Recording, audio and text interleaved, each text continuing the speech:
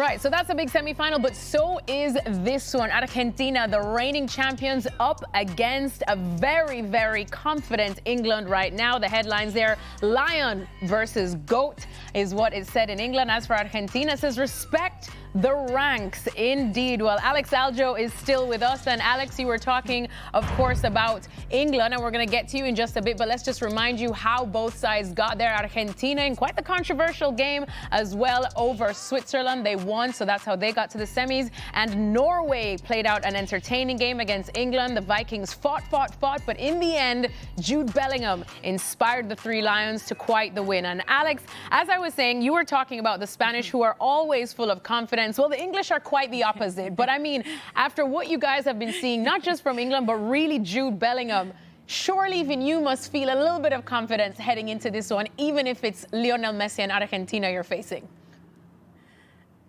Yeah, and Lionel Messi has played over 200 times for Argentina and unbelievably never faced England. And he was speaking about England.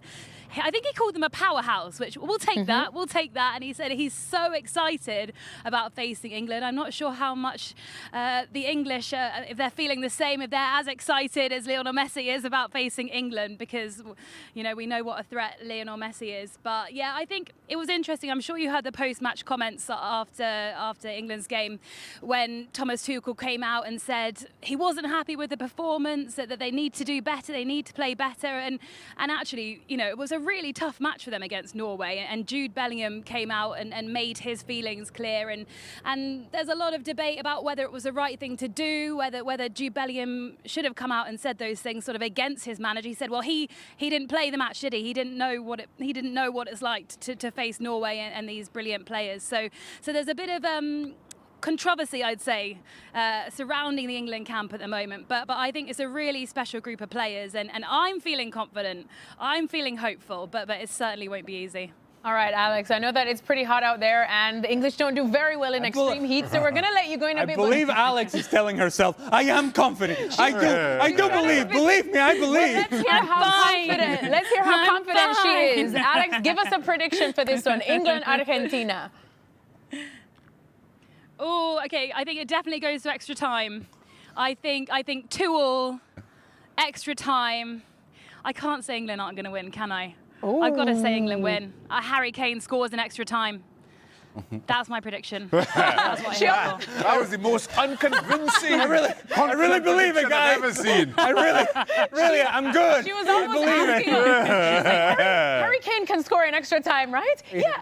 Don't worry, Alex. Thank you so much for hanging out with us. Go get yourself some air conditioning and some positivity.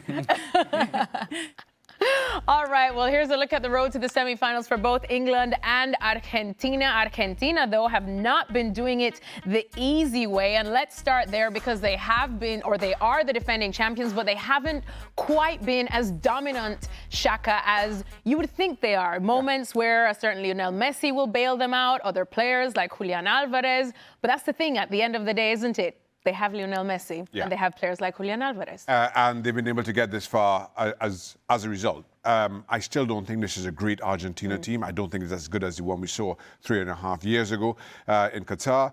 This is a team that still has not kept a clean sheet, that still relies on Lionel Messi very heavily in terms of where their goals, or who scores, or who creates them.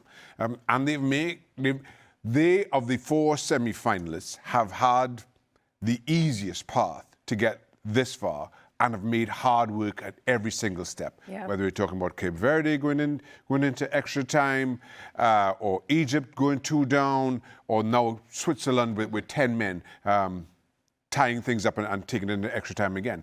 And I just feel that right now, for as good as they have been, for as exciting as they've made things, England will prove themselves to be too strong. And I say that. I feel that with the England we've seen since the Mexico game just is a different animal right now. I saw them against Ghana up in Boston, a game that they drew and should have lost.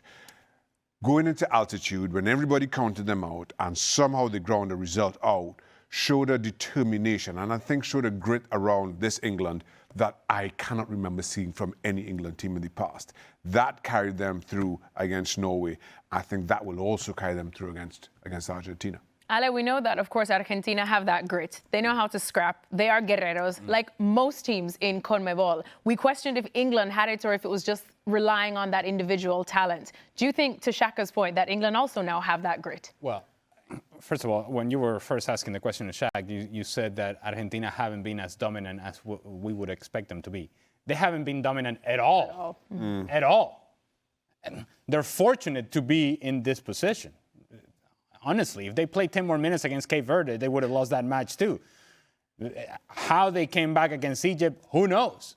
And they were being dominated prior to the red card by Brel Mbolo, in which it felt like all the momentum was with Switzerland. And yet here they are. And so while I appreciate all the things that Shaka is saying about England, they're all true. The mentality and the fight that they showed in Mexico is something that I think brought this group together.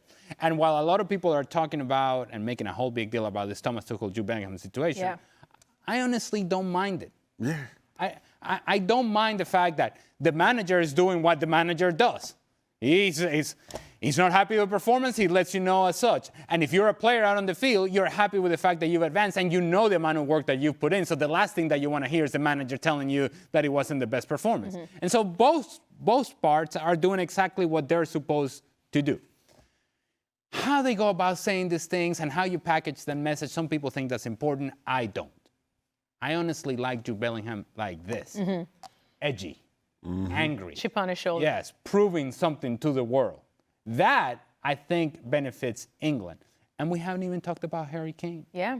We haven't even talked about what he can do and how he, if you put Harry Kane in the position that he's going to be against Argentina, will be the best striker that Argentina has faced this whole World Cup by a mile. Yeah. By a long distance. And so there's a lot of argument to be made for England.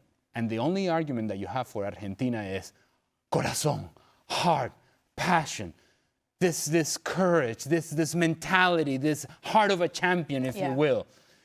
There's no argument to be made for Argentina on what we have seen on the field, because on the field they have been second best for a while in a bunch of the games that they have played. But I'm not picking against Argentina. Do that at your own peril. They get to this stage. And if you tell me that this is going to be a fight, as much as I appreciate the work that England have put in, certainly since the Mexico game, if it is a grind-out fight, I'm taking Argentina. I'm taking Argentina now and forever as it pertains to this, because the struggles for Argentina, they feel natural, whereas for England, it feels like they have to make an effort to enjoy the struggles. Whereas for Argentina, it feels like, yeah, we're struggling. This is amazing. This is awesome. Let's continue to struggle. It's true. And in that environment, I think Argentina thrives, whereas England, I'm not so sure. All right. Well, one of the great phrases that our Jan Åge Fjørtoft used to describe Erling Haaland is a get-out-of-jail-free card. And if we're talking about that, Argentina have the ultimate one in Lionel Messi. Let's hear what Lionel Messi had to say before this matchup. And this is what he said on facing England in the semis. He says, everything I have seen and remember is from videos and images that Argentinians constantly watch and relive. Personally, it's the first time I'm going to play against England, so it will be nice for that reason too. And we'll experience it for what it is, a World Cup semi-final against a powerhouse, a great team, and we will try to arrive in the best possible shape to compete again. Right, let's talk about Lionel Messi in this one, because like I said, the ultimate get-out-of-jail-free card, Shaka, which is what Ale was saying, that even if Argentina are struggling, they can look to this man and he does bail them out every single time. And even though they say, oh, maybe they're too dependent on him, we're seeing a Lionel Messi that's still playing some of his best football. Yeah, a Lionel Messi that I certainly didn't expect. At 39 years old, biology tells us he should not be this good. But he's found a freedom. And I think the one thing, while Ali talks about the grit of Argentina or Argentinians, what I see from this team is a freedom to play, a freedom to show that grit. Whereas, and again, they won it 3.5 years ago, but during that tournament, you felt it was there was this pressure to deliver, because maybe at the time they thought it would have been Lionel Messi's last World Cup and their last opportunity to deliver that title to him. They are playing without that freedom, without that pressure. They are playing with a freedom that I did not expect, and getting rewarded for it. And Lionel Messi continues to be at the center of that. we sit here and we watch Lionel Messi, you know he's a threat. You know where the biggest danger is going to come from. And he's just walking around, chilling. You're not sure whether to, stand next to him and have a quiet chat. And then all of a sudden, he just comes to life and finds spaces, has an understanding of not just his position, but everybody else's position, particularly the opponent and where that ball will arrive. That instinct is you don't teach that. He has it in abundance, and I'm not sure how you counter that. Is a challenge for anybody coming up against Argentina. We know how important Lionel Messi is for Argentina.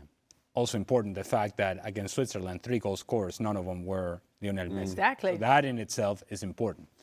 But the most important thing is the noise that you hear right now. And the noise that you hear right now is the massage therapists banging their massage tables into the elevator as they're going up to the rooms to go and give these players a massage. Because Argentina's issue, far more so than whether they're experienced, whether they're old, whether they're producing, not producing, playing well, whatever the case may be, is getting this team fit enough to play and ready enough to play.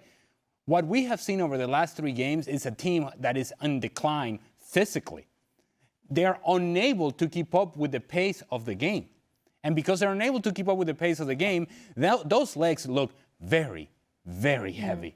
And if they're unable to somehow revive these legs, then the responsibility is on England to pick up the pace of this match. And if they do, I think Argentina are in trouble. So, number 1 priority for all these players, including Lionel Messi and Julian Alvarez and everybody else, is find some life in those legs that we haven't seen over the last 3 matches. Shaka, I know that you still are choosing England in this one, but to Ala's point as well, we just saw goal scorers that were not Lionel Messi and a stunner from Julian Alvarez, who kind of just reminded us that, hey, I've won it all at this stage and I can still be that guy. Listen, we know Argentina have talent. That's not been in question. Too often, I will say, particularly when you look pre-2022, too often those talents haven't stepped up, haven't delivered as they know they can. They've had their moments. They had their moments against Switzerland, but even so, you know where the threat is. Yeah. We could look at that all we like and break it down as much as we want. We know where Argentina's threat is going to come from. And I think... Nicolás Otamendi. Right. I couldn't remember his first name. Yeah. that's what it is. And that's the challenge, I guess, if you want to call having Lionel Messi on your team. That's the challenge. How do you get everybody else to step up with some consistency to support Lionel Messi, what he does? Yeah, well, a lot of history on and off the pitch between these 2 nations, and undoubtedly we will see it spilling over on the pitch, but that always makes for an exciting game. Cannot wait for this one on Wednesday. And don't forget that ESPN FC, the morning show, will be back with you tomorrow at 9 a.m. Eastern time over on ESPN 2.